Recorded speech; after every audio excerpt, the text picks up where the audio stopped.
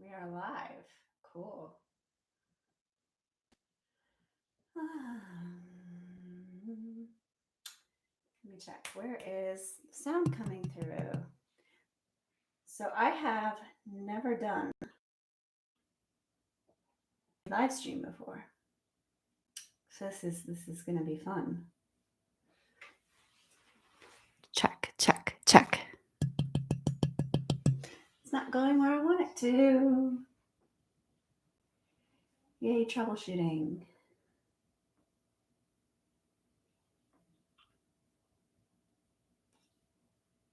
So I'll cancel that. Yeah, it's because it's music.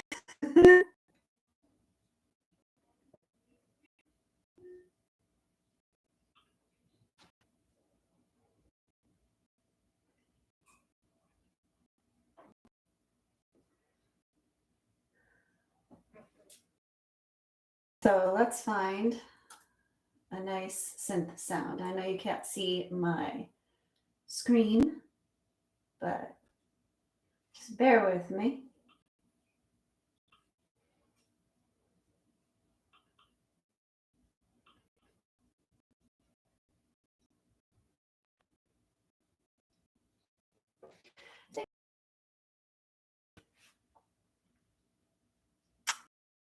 Something sustained. Maybe a pad.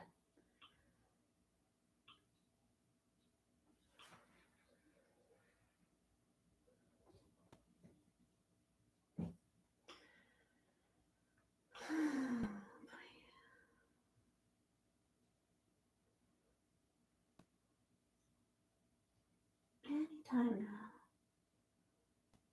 Come on. Ah, there it is. Okay, so we have input, so that's exciting. Now let's check the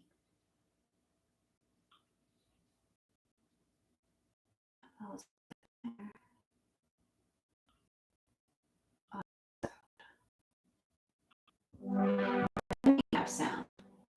Hooray!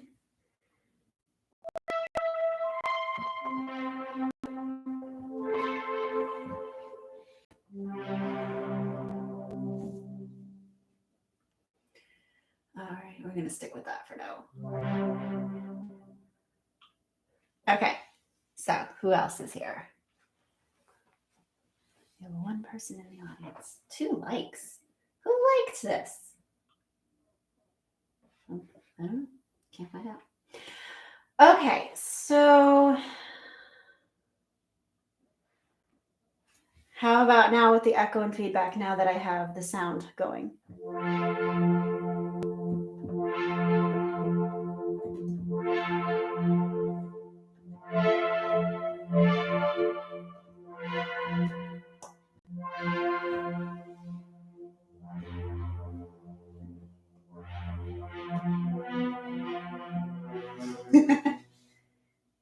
Okay, cool. We have a little bit of crackling out my speakers, and I don't like that.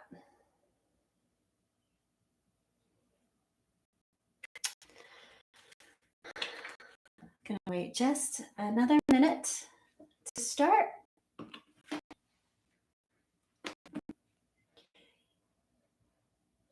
When I open another, like, does anything interrupt my my video feed? Like if I open up a window in front of me, like that doesn't seem right.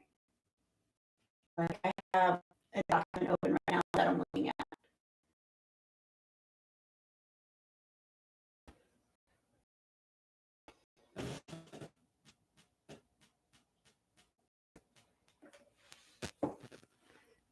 I'm gonna put my phone away because that's what's causing the crackling.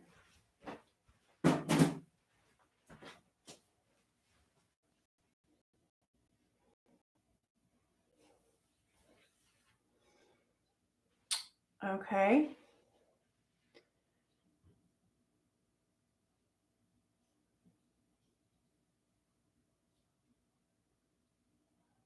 What do you mean by that?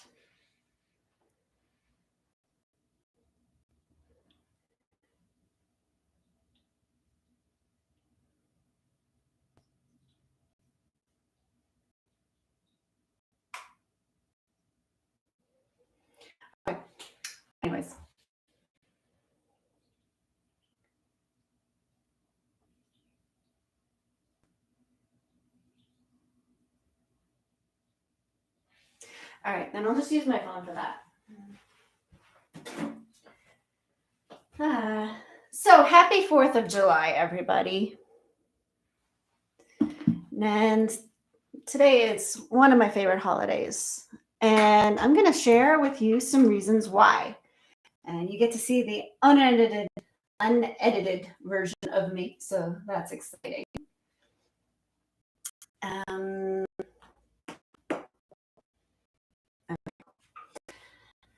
All right. So what does freedom sound like? Now that's a really say, and you know what? I love that idea because if you then you know that I love abstract, and I like going in directions that are abstract.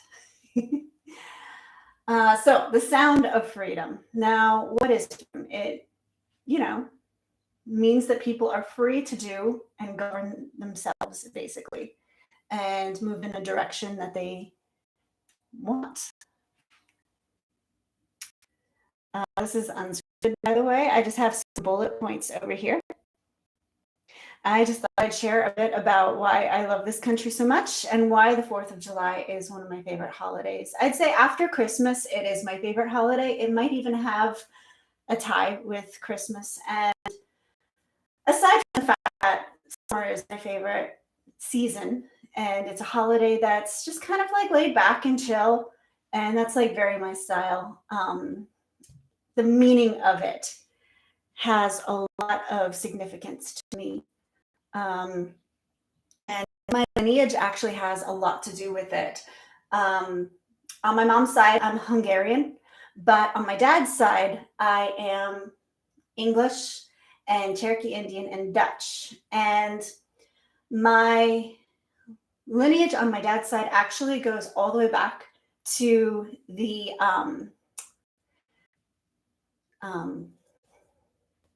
I can't remember the year, but it was all the way back into the 1700s. So this is a special day for me. And I feel like, also, side note, like where I live is one of the area, like my ancestry has always lived in this area, and it's very rich with the history of the Revolutionary War. And it's just, I just feel like deep in my soul, like connected to this day. And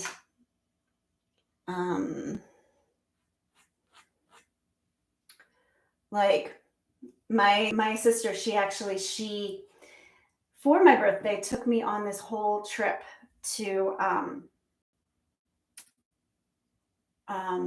kind of rediscover our lineage on our dad's side. And my dad passed away when he was like when I was 13, not when he was 13. That would make sense. When I was 13, he passed away. So, we get really curious about things that we don't know about him. And like, for example, my grandmother on his side, she was Ford. And if you're from New Jersey and you know about the Ford Mansion in Washington, that was like her lineage was the Ford Mansion, or the Ford family, and like Washington stayed there, and there's just like so much history. And my sister just recently brought me to a farm where my dad's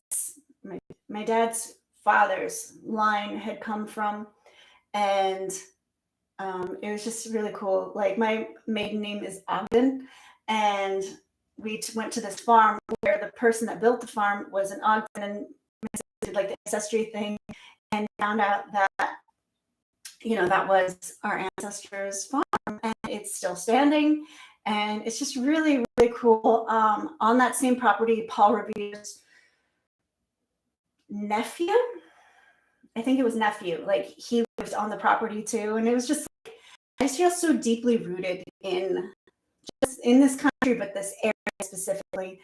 And when I talk about freedom, like I'm a very like deep thinker. So when I think about a term, I go like real deep with it.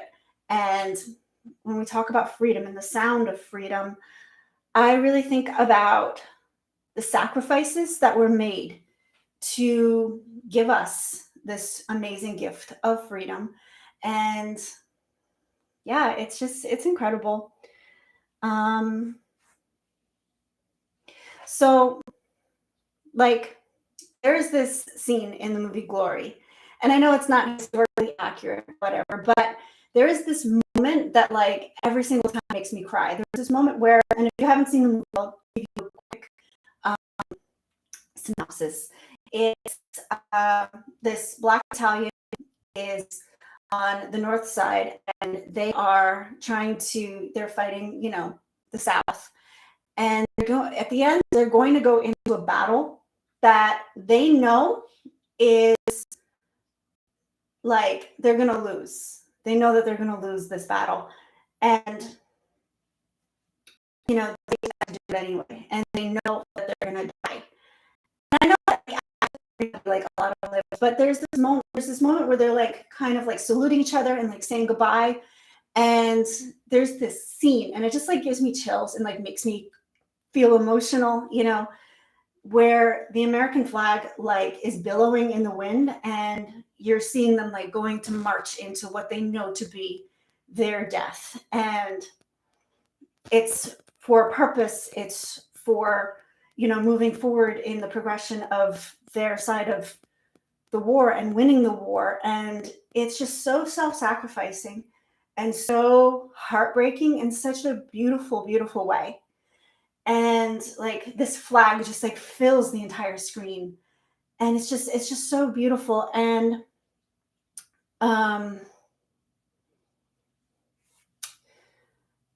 so at the core of what I feel is a spirit of self-sacrifice at the core of this country and freedom.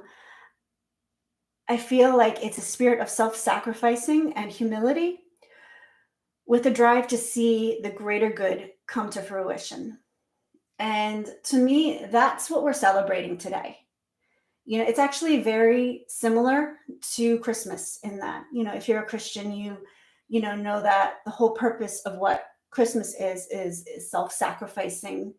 At the end goal is going to be self-sacrificing. And I just feel like the spirit of this country was built on I don't mean, that's what we need to like all go and like throw ourselves on a grenade. That's not what I mean. I mean, we in this country were established on the spirit of putting your brother or your sister before yourself and not prioritizing yourself all the time, and it's like we have this culture, and I subscribe to it, where we're constantly asking ourselves, what do I want to eat? What do I feel like? What do I want to do? How do I want to treat myself today? How do I want to improve myself? And first of all, we have the freedom to do that, which is amazing. But second, you have to stop and think, where did that spirit go? And I'm talking to myself too, because, I absolutely love to just take care of myself. I love self-care. I love doing things to make myself feel, pampered and taken care of. And that's wonderful. And we live in a country where it's amazing that we can do that.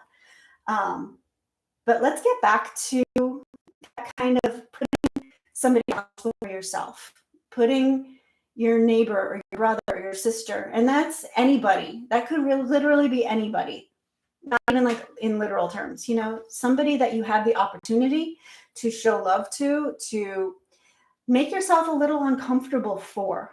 Like, we had a rough start to start this video. I really wanted to share this with you because it's important to me, not because it's comfortable for me to share. I am an introvert, so I was like, oh my God, I'm going to be live in front of all these people. And, it's like the anxiety was like getting to me, but it's important. And I wanted to do this self-sacrificing thing, share my heart with you today about 4th of July. So I'm going to read to you something. And this is something that my sister bought for me because and I, share our love of just the Constitution and the Declaration of Independence and the spirit of the four founding fathers. And I just want to share this with you. I mean, how often do you actually hear the words of the Declaration of Independence? And bear with me, because I know it's a lot, but it's the founding document of what we stand on, what we as a country benefit from. Without this, you wouldn't be able to ask yourself, what do I feel like eating today? How do I feel like taking care of myself today? All these ways that we focus on ourselves would be null and void if not for this. And so I'm gonna read this. I'm gonna do my best to move fast, but in all honesty, I just have to like sink in. So if you're watching, just bear with me. Okay. I get emotional just looking at it, honestly. The Declaration of Independence of the United States of America. In Congress, July 4th, 1776. The unanimous declaration of the 13 United States of America. When in the course of human events it becomes necessary for one people to dissolve the political bands which have connected them with another, and to assume among the powers of the earth the separate and equal station to which the laws of nature and of the nature of God entitle them. A decent respect to the opinions of mankind requires that they should declare the causes which impel them to the separation. We hold these truths to be self-evident, that all men are created equal. Now, because I actually really love reading the Bible too, and I understand that anytime it says in the Bible, man, it's saying mankind. So that's not exclusive. So I understand where these people were writing from. And so just to give you some perspective, it's not men, it's mankind. So that all men are created equal, that they are endowed by their Creator with certain unalienable rights, that among these are life, liberty, and the pursuit of happiness. We wouldn't have that without this. And we just go on Facebook, go on Instagram. We're all pursuing happiness with an intense hunger. And that's become our goal. But we wouldn't have it without this. That to secure those rights, governments are instituted among men, deriving their powers from the consent of the governed. That whenever any form of government becomes destructive of these ends, it is the right of the people to alter or abolish it, and to institute new government, laying its foundation on such principles and organizing its powers in such form as to them shall seem most likely to affect their safety and happiness. Prudence indeed will dictate that governments long established should not be changed for light and transient causes, and accordingly all experience has shown that mankind are more disposed to suffer while evils are sufferable, that to right themselves by abolishing the forms to which they are accustomed. But when a long train of abuses and irritations pursuing invariable the same object evinces a design to reduce them under absolute despotism, to throw off such government and to provide for their future security. Such has been the patient sufferance of these colonies, and such is now the necessity which constrains them to alter their former systems of government. The history of the present King of Great Britain is a history of repeated injuries and usurpations, all having in direct object the establishment of an absolute tyranny over these states. To prove this, let facts be submitted to a candid world. He has refused his assent to laws, the most wholesome and necessary of public goods. He has forbidden his governors to pass laws of immediate and pressing importance, unless suspended in their opinion, his absence should be obtained. And when so suspended, he has utterly neglected to attend to them. He has refused to pass other laws for the accommodation of large districts of people, unless those people would relinquish the right of representation in the legislature, a right inestimable to them and formidable to tyrants only. He has called together legislative bodies at places unusual, uncomfortable, and distant from the dispository of their public records, for the sole purpose of fatiguing them into compliance with his measures. He has dissolved representative houses repeatedly, firmness his invasions on the rights of the people. He has refused for a long time after such dissolution to cause others to be elected, whereby the legislative powers, incapable of annihilation, have returned to the people at large for their exercise, the state remaining in the meantime exposed to all the dangers of invasion from without and convulsions within. He has endeavored to prevent the population of these states for the purpose of obstructing the laws of naturalization of foreigners, refusing to pass others to encourage their migration hither, and raising the conditions of new appropriation of lands. He has obstructed the administration of justice by refusing his assent to laws for establishing judiciary powers. He has made judges dependent on his will alone for the tenure of their offices and the amount and payment of their salaries. He has erected a multitude of new offices and sent hither swarms of officers to harass our people and eat out their substance. He has kept among us in times of peace, standing armies without the consent of our legislatures. He has affected to render the military independence of the superior of the civil power. Almost. Got a couple more pages. He has combined with others to subject us to jurisdictions foreign to our Constitution and unacknowledged by our laws, giving his assent to their acts of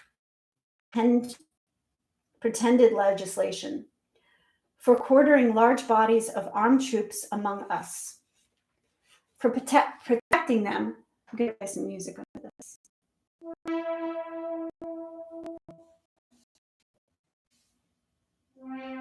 For protecting them by a mock trial from punishment for any murderers which they should commit on the inhabitants of these states, for cutting off our trade with all parts of the world, for imposing taxes on us without our consent, for depriving us in many cases of the benefits of trial by jury, for transporting us beyond seas to be tried for pretended offenses, for abolishing the free system of English laws in a neighboring province, establishing an arbitrary government, and enlarging its boundaries so as to render it at once an example and fit instrument for introducing the same absolute rule into these colonies,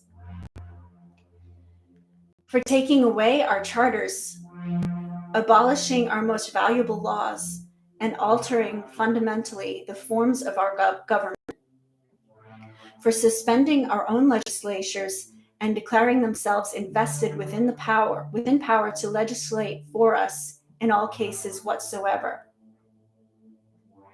He has abdicated government here, declaring us out of his protection and waging war against us. He has plundered our seas, ravaged our coasts, burnt our towns. Can you imagine? We see like war in Ukraine and what's happening there. And like you look at other countries and they have no way to escape war. They have no, the civilians, they can't.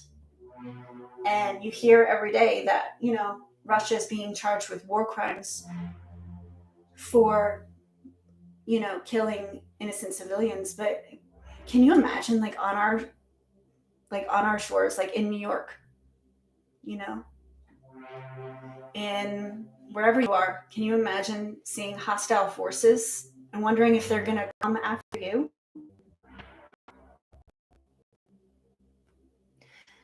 Burnt our towns and destroyed the lives of our people. Transporting large armies of foreign mercenaries to compete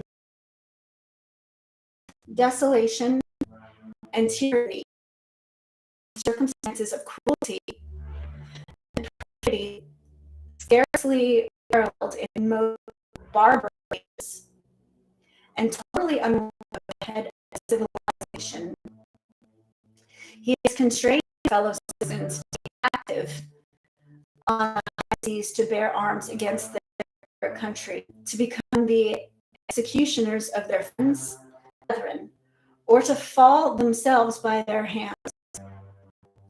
He has excited domestic insurrections among us, and has endeavored to bring on the inhabitants of our foreigners, the merciful Indian savages, whose known rule of warfare is an undistinguished destruction of all ages, sexes, and conditions. Now, I know I have American lineage. I've studied quite a bit, and you know what? We weren't like the people of civility. Like what they wrote here, it's not traumatized. Like we didn't know how to be civil. We didn't know how to treat people with kindness. We had no governing rule to teach us how to love your neighbor or be kind or have any mode of judiciary system to be fair to others. This is what gave us that. Anyways.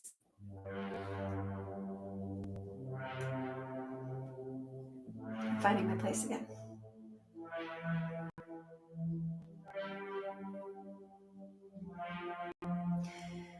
In every stage of these oppressions, we have petitioned for redress in the most humble terms. Our repeated petitions have been answered only by repeated injury. A prince whose character is thus marked by every act which may define a tyrant is unfit to be ruler of free people.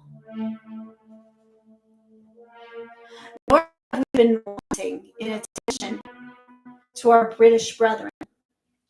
We have warned them from time to time of attempts by their legislature to extend an unwarrantable jurisdiction over us. We have reminded them of the circumstances of our immigration and settlement here.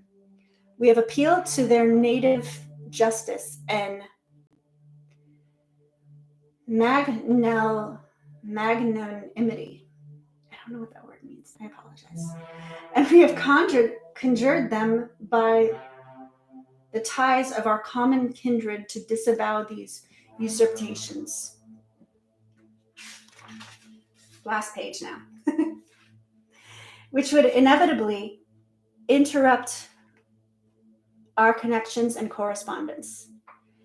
They too have been deaf to the voice of justice and of consanguinity. Consanguinity. We must therefore acquiesce in the necessity which denounces our separation and hold them as we hold the right of mankind. And is in war, in peace.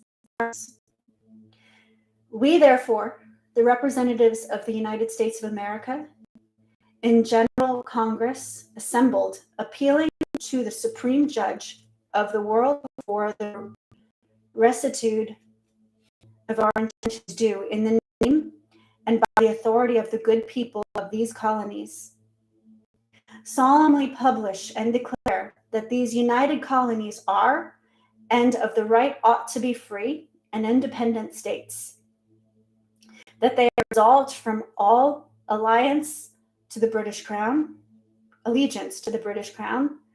and that all political connections between them and the state of Great Britain is and ought to be totally dissolved, and that is free, and that as free and independent states, they have full power to levy war, conclude peace, contract alliances, establish commerce, and to do all other acts and things which independent states may of right do.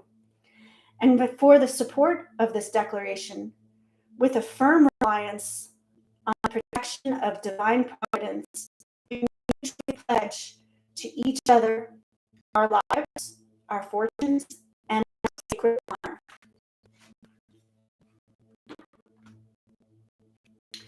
Now, here's the thing that really gets me.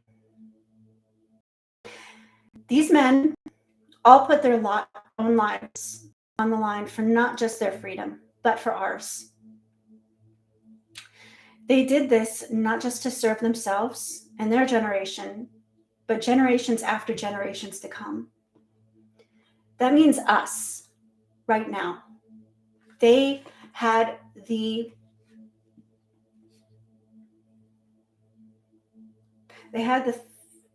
ability to think that far into the future.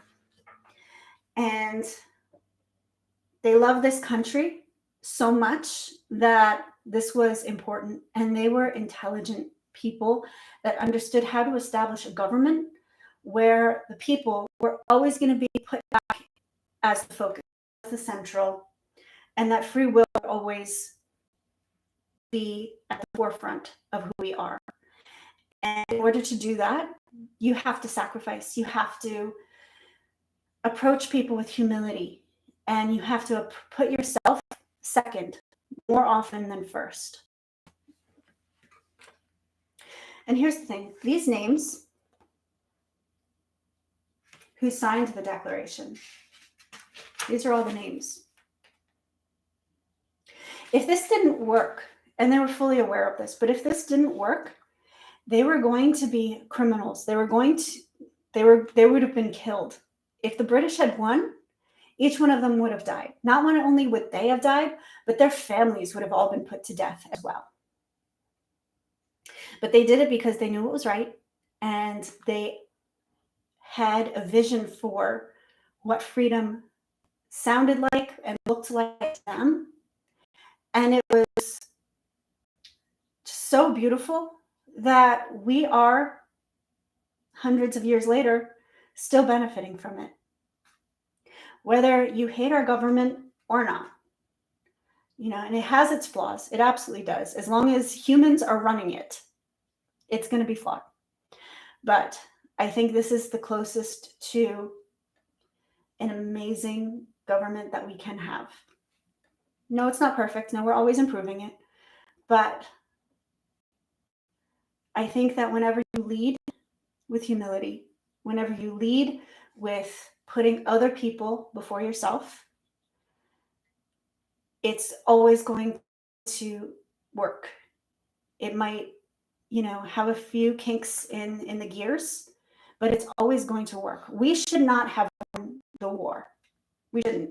If you ever look at the statistics of what we had versus what they had, there is no reason why we should have won. And like I said, my mom's family was from Hungary. So I grew up on my mom's side hearing stories of the horrors of what it's like to grow up in a country that doesn't have these freedoms. And I think we get so complacent and so comfortable, and we forget what a gift freedom is, that we forget that it could be horrific otherwise. And yeah. So, what is the sound of freedom to me? I truly believe that a society can thrive when given the freedom to create. And the sound of freedom is everything that we do, our words, our sounds.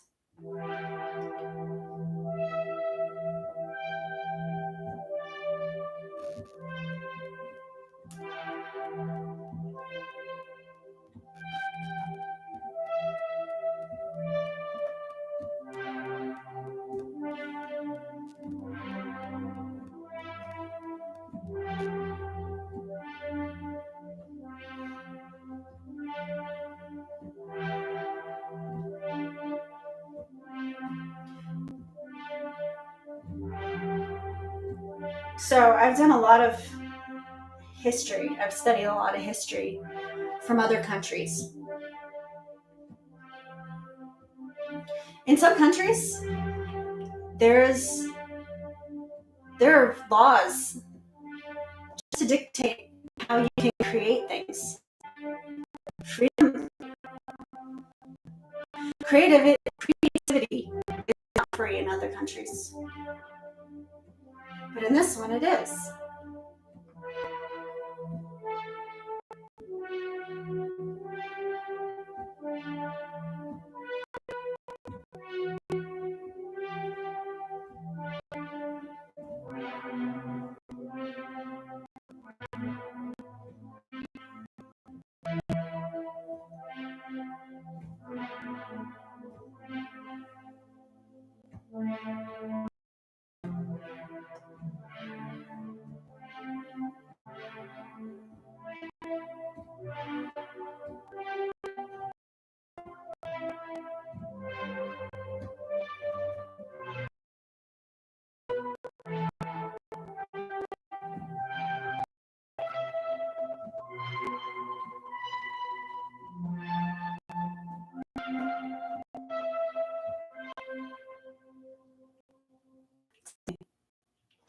To live in a country where you're free to create, where you,